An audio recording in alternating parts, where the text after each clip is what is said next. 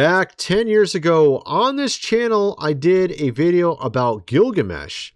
This is Tony. Hope you're all doing well. We're talking about this ancient king where there was a tomb discovered of his. And I even had an interview on a live stream way back when of some soldier who was there at the time. And he kind of gave us some information about what he had seen. Anyway, we're going to get into some crazy stuff in this video because apparently we had a file dump on the weekend. And now we have some bizarre things discovered in these files, reminiscing of what we saw on Wiki back 10 years ago as well, when they came out. I think it was like 2015, right? During the election. You remember that whole thing? Some emails came out. Hillmeister had an email about some chamber. We're going to get into that and much more in this video. First, I wanted to show you this. This is from the files themselves. People are asking, what is this we're looking at in the picture? Looks a little strange, don't it? Some are wondering if it's like one of these things, right? Or is it just somebody painted up? Or could it be just like someone in a weird costume? Look at this picture. This is weird. What is that?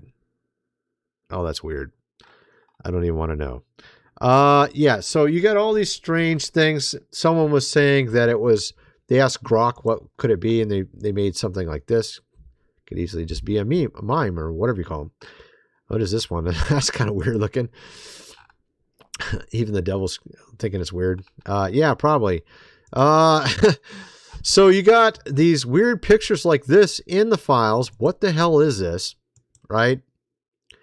And you also had this. This was from 10 years ago. We covered it way back in the old days.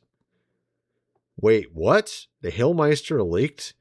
Email discusses a resurrection, of course, chamber. We're talking about Gilgamesh. This is from the old days, as you can see here. Requesting documents pertaining to the resurrection, of course, chamber. Oh, this is interesting. The one I saw was a little bit different than this. This is something else here. This is a document request for it. Right? Obviously, Gilgamesh being a giant. And some have attributed Gilgamesh to being Nimrod from the Old Testament, who created the Tower of Babel. So you got Nimrod, you got Gilgamesh. Are they one and the same person? I personally believe they are. I've covered it before, how the original burial site, according to the Epic of Gilgamesh, was near the Euphrates River. However, there are others who've said that his remains were moved from that burial chamber near the Euphrates River and brought to Egypt, to the Great Pyramid, and buried between the Sphinx and the Great Pyramid, as there was a chamber found there as well. And so some are thinking that it's one and the same person. And we covered this before. Rob Skiba back in the old days covered it as well. So, and I actually didn't have any of that pulled up, but I've shown it before on video if you follow my channel for a while. But we got so much stuff to get into. Actually, here are some photos of when they were in Iraq. What is this here? The tomb of Gilgamesh has been opened. The blood of kings has been harvested. Resurrection protocol has begun. Beneath the so chessboard lies a far older game, one played with entities who do not bleed, whose thrones are not of this earth. Yeah, this guy's just kind of talking waxing poetic or something here. You got here a picture of one of these soldiers, and we got another one right here as well. Babylon, ancient Babylonian artwork in stone.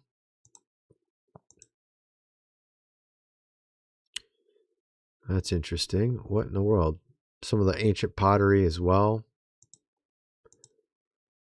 Saddam Hussein back then, so many years ago. And as I mentioned, I actually interviewed a soldier about this stuff way back when. It was at least 10 years ago, I think, at this point. I had on at the time, it was a live stream. I had on also a call for, an uprising. That guy was on there. There's a Canadian guy. I'm trying to remember his name. He died.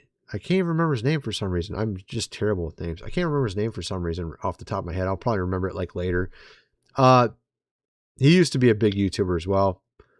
Even Moist Critical had him on his show one time back in the old days. I remember that as well. And I had a number of other people on as well. I think I had on Run to Christ. Was he on there? I think he was. He's one of the old channels from the old days too. I don't think I had Roundside or Zion. I don't think so. But anyway, I had a bunch of people on. We were talking about stuff. We were talking about the games we were going to develop. And back then we weren't working on Noah VR back then. We were working on something else. But eventually we started working on Noah VR a few years back. But as you can see here, we got some weird stuff with regards to the new files that came out. Here you have Candace Owens talking about it. A week before the invasion into Iraq, the Hillmeister was emailing about the location of the tomb of Gilgamesh. It has long been suspected the Epic of Gilgamesh is a biblical story of Nimrod. Nimrod built the Tower of Babel. He rebelled against God, led people towards a worldly empire. You may not believe in God, but you ought to know that the elites most certainly do. And they're at war with him and his people. All of this is real right now. You can choose to follow the satanic and their money, or you can choose to follow God. And there's also apocryphal literature talking about Nimrod and the things they were trying to do. They were trying to do something 100% spiritual against God when they built the Tower of Babel. I remember one of the apocryphal texts talks about it.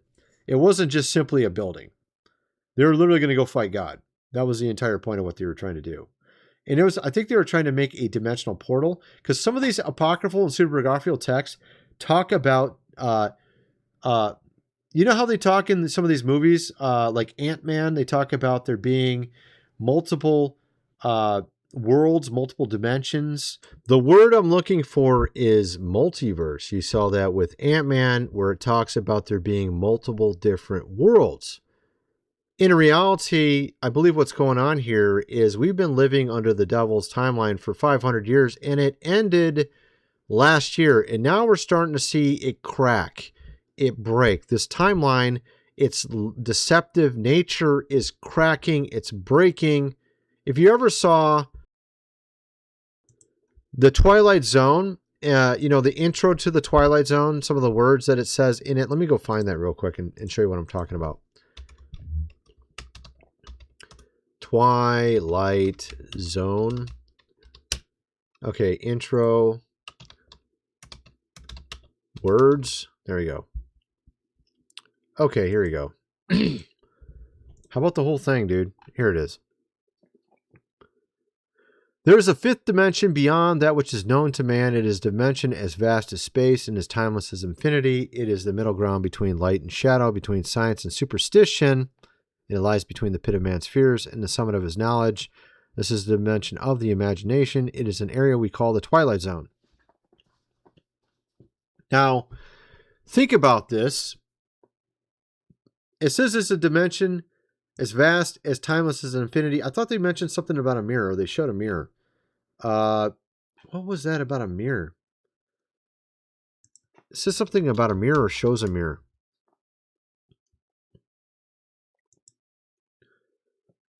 Okay, in this moment, we look deep into the mirror and see the aftermath of a rebellion.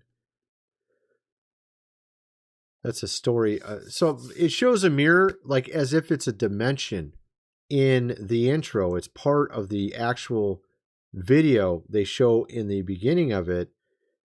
So it's like a looking glass, right? The dimension can be shattered, just like your perception of yourself can be shattered. And what you see around you can all of a sudden become clear. What I'm saying is our reality is partly a result of how we think and what we believe. So if everybody around you thinks and believes wrongly, then your society is going to be backwards and weird and bad. If everyone is corrupt, as you see at the top, while at the same time pretending they are not, then you get these files that got dumped on us. Then you learn that, oh, that was a complete lie. George Bush Sr. was not this great person that went to church, that would never swear or do anything wrong. No, actually, in reality, he would do rituals on a yacht, apparently, according to one of these files. Again, we don't know. This is alleged. Had a scimitar. He did some really weird stuff. Of course, cutting, things. Or I think you can imagine what it is. It's something very bad. Let's just put it that way. So you realize that your reality is a lie. It's kind of like The Matrix, the TV show or the movie The Matrix with Keanu Reeves, where you realize everything around you is a lie, right? So what I'm saying is for the last 500 years, the devil has been trying to craft our reality. And he does that through making us believe wrongly. And if we are actually in the little season that it talks about in Revelation, where the devil goes forth to deceive all the nations, then it would make sense that you wouldn't know what up is, or up is down, or down, or left is right. You know what I mean? You would think completely backwards about everything. Perhaps all, even things like history, perhaps, even in some cases, you would have it completely backwards, right? And we're seeing some of that now coming out with regards to these files, right? They told us that we're crazy to think some of these things, but then we find out we were actually right the whole time. My researcher did an article talking about this simulation we're living in. And I believe the devil was trying to sort of control the outcome up to, and it was doing quite well up to about 2012. And then they weren't able to do it anymore. Apparently, God's timeline started to manifest or started to break the devil's timeline. So this comes back to what I've talked about before regarding these 500-year Ona timeframes. And I've talked about this numerous times before. You had the book of Esther. And in the book of Esther, the last chapter was removed and put in the Apocrypha. It's called Mordecai's Dream, where he saw two dragons fighting, vying for power over the entire world. One was a good dragon, one was an evil dragon. Everyone, whenever they hear the word dragon, they just assume something evil, because you have the red dragon in Revelation. But in reality, God even represents himself as a dragon, as he breathes fire from his nostrils in Psalms. And there's other parts of Psalms and Proverbs where, I think it's Psalms, where it has verses that make it very clear that God represents himself as a dragon in some cases. You even have the serpent on the pole that Moses held, which was actually a dragon, not a serpent. A dragon on a pole, which would be God representing himself as a dragon. Jesus said, I'll be lifted up on a cross like the serpent on the pole that Moses showed to heal everybody, right? So God represents himself as a good dragon symbolically, and the devil as a red evil dragon symbolically. And you see this playing out in the book of Esther, the last chapter, these two vying for power over the world based on us. How are we perceiving? Are we evil in our minds? Are we good? Is the sort of the scales tilting towards God or the devil this 500 years? Are people so far off track they don't know what up and down is anymore? So what we had is during the time of the book of Esther, she was integral in moving them from the red dragon time frame to the white dragon. So that was around what was that? 1,000? No, my brain's drawing a blank here. No, 500 BC. So 1,000 BC to 500 BC was a red dragon timeline. Esther moved it from the red dragon timeline to the white dragon for 500 years, from 500 BC to 0 AD. That was the white dragon time frame. Jesus was born during the white dragon time frame, but then when he turned 3 years old, they entered the red dragon time frame. So 0 AD to 500 AD was the red dragon time. And you can see it in the New Testament because it says the God of this world is the devil. in the New Testament. But in reality, what it's saying is the God, small g, of this age. The word world is age. They didn't translate it very well. It's the word aeonos, which is where we get the word eon from. This age, the devil's the god of this age, 0 AD to 500 AD. Then you had a white dragon age, or the millennial kingdom for the Middle Ages. 500 AD to 1500 AD was the millennial kingdom, or 2 white dragon ages. Even King Arthur had a dream about this, and Merlin perceived the meaning of the dream. It was a red dragon versus a white dragon, and the white dragon won. And so then we entered into a red dragon age from 1500 till now. We've been in a red dragon age. That's the devil's timeline, where evil is essentially corrupt and reigning. And this is why we find these people who pretend to be good, running the world, and then you find out, no, they're not. We got a file dump at the exact time of us moving into the white dragon age, which means they're going to be removed. These evil people have been exposed. And I went through all of them in my other video. We had Billy Boy Gates, lots of people. Actually, it's kind of kind of weird and funny that he actually kicked Jeffrey off Xbox Live in retaliation for not doing something for him. So it's just kind of weird, but he got kicked off. Xbox Live is video games. So apparently Jeffrey loved playing video games a lot. He played World of Warcraft. He played Call of Duty. He played a bunch of games. And Bill Gates was with too many Russian women, and he contracted something, and he wanted to trick his wife by giving her an antibiotic without her knowing, so she wouldn't know that he was doing this stuff. But Jeffrey refused to give him anything, and Bill got mad at him and kicked him off Xbox Live. This is literally what it says in the emails. It's so stupid sounding, but it shows you how these people function, right? Then you got stuff like this, really crazy stuff, an accusation against George Bush Sr. being with under, of course, age.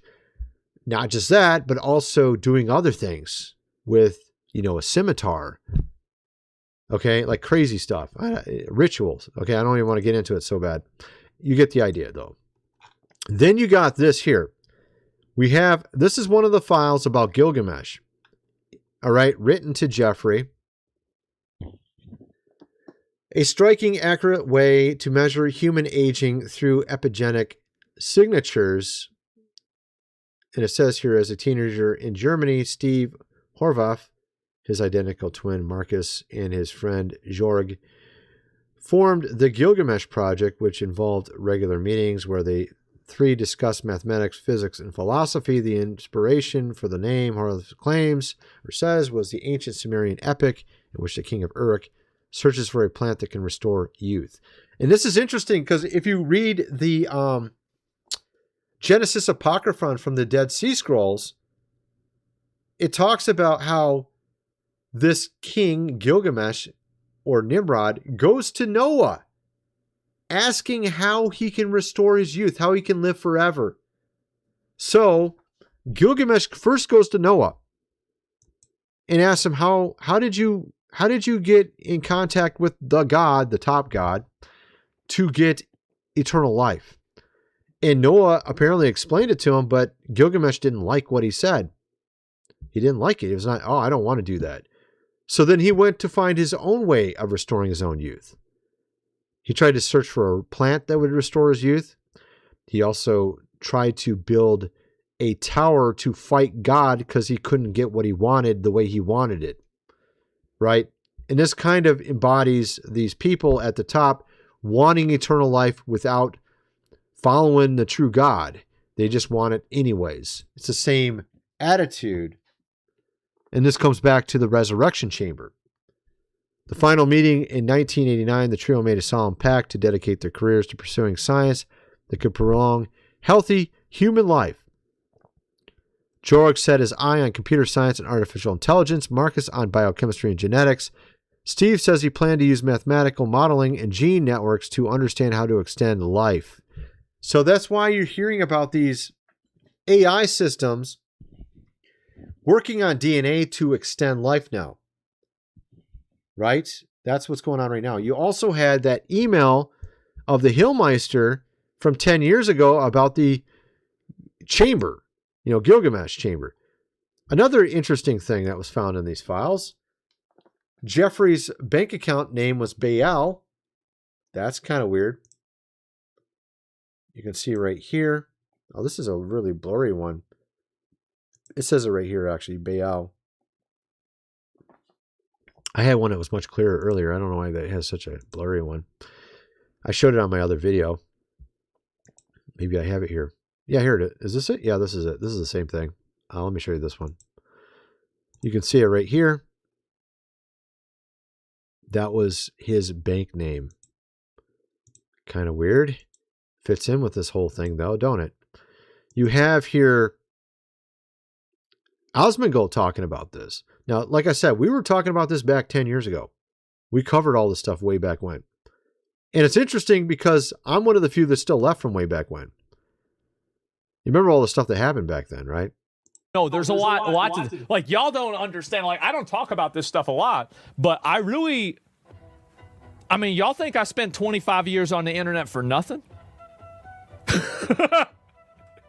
Y'all think I just been looking at porn the whole time? No, only half the time. Not evil, just powerful. Well, I mean, it's Lightbringer, right? There's the Lucius Trust, Luciferianism, and then again, like, it goes into, like, the fucking, the dollar bill and everything. This is like a... Yeah, so we all covered this, and you probably watched our videos back then. We were making those videos back then. That's maybe what Osmongold was watching was us back then. And that's when these people at the top got mad, is because we were talking about that way back in 2015.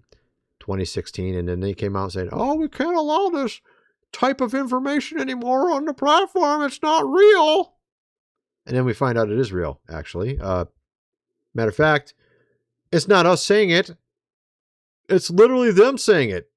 We got the FBI saying it. We got literally a Roth, of course, child saying it. Literally saying it. She's writing emails to Jeffrey talking about stuff like this. Like saying it's true. And it's like, not the Gilgamesh, but other things related that we talked about in those days. All the stuff we were talking about is like now being, oh, you're just crazy. You're just making this stuff up. No, actually, no. Apparently you guys were talking about it too. And you were saying it was real. That's why you didn't like us talking about it. It's because you already knew it was real and you were talking about it. We were just figuring it out early. And now you dump it all on our lap and show it all to us, the stuff that we were talking about literally 10 years ago here on YouTube. Right? Oh, yeah. So here we go. Remember that whole Gilgamesh project? This was nice. The lead story from our new chapter. Thought you would appreciate it. Let's see here. I got like a million different views. It'll take me. It's time to make human, hybrids. Oh, really? See if I can get it on the screen better down here. Richard Dawkins. This is Richard Dawkins. Okay. Richard Dawkins wheats our lead. I'm trying to get it on the screen. Oh, yeah, here we are. The humanese, both scientifically possible and morally defensible. Really? It's morally defensible? I don't think so. It's a bit of a stretch, but by no means impossible or even unlikely that a hybrid combining a human and, of course, a chimpanzee could be produced in a laboratory. Hereditary behind the gene. This has something to do with Richard Dawkins. It is. Oh, it's in the subject line. Okay. Subject line, Richard Dawkins. Okay, that's kind of weird. Your brain needs to forget in order to grow. We called them fairy rocks. What is he talking about? This is like weird. Genes encode all the hereditable features of living things has been a fundamental tenet of genetics, evolutionary biology for many years. But for this assumption has always coexisted comfortably with the messy findings of empirical research. Check this out. So this is Candace Owens. Despite best efforts to destroy the ancient world in the Middle East, relics still remain and reveal the truth. The Star of David has always been associated with the Canaanites, apparently, in Baal worship, which is interesting because We had Jeffrey's bank account called Baal. Right? That's kind of weird. Crowley and all of his occult friends who used to utilize the symbol for ceremonial magic. Symbols quite literally all over his books. He is not, a Jew. Wake up. So you can see here the Star of David in this ancient building, this ancient historic, what would you call this? Ancient land site, of Canaanites. And adding, I'm going to get into more of this on a new video.